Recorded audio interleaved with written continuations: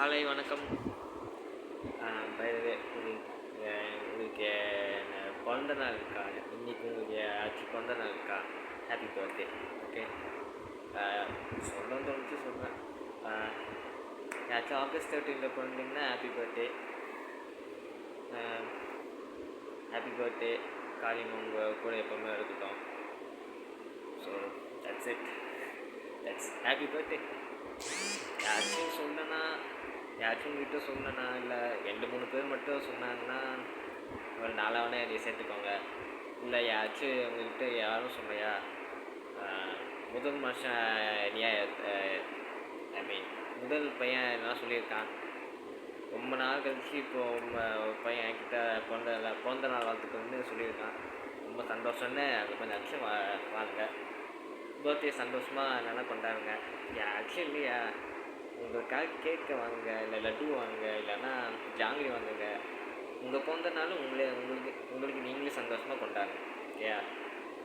அப்படி இல்லையா, காளியம்மாவை நினச்சி நல்லா சந்தோஷமாக வாழுங்க. இல்லைன்னா காலபைரவர், கருப்பணசாமி, முருகர், யாராச்சும் சாமியை வேண்டி சந்தோஷமாக வாழுங்க உங்கள் பிறந்த நாளை.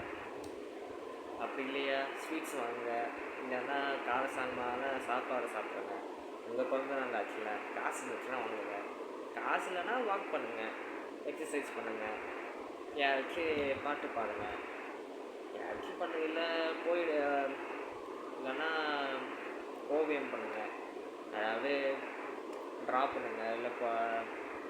இல்லைன்னா ஏதாச்சும் ஒரு போயம் என்ன ரைட் பண்ணுங்கள்.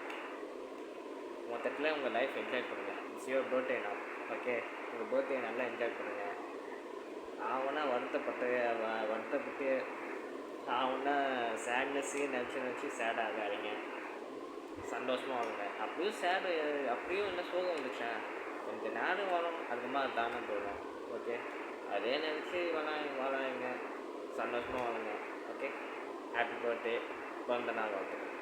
பை.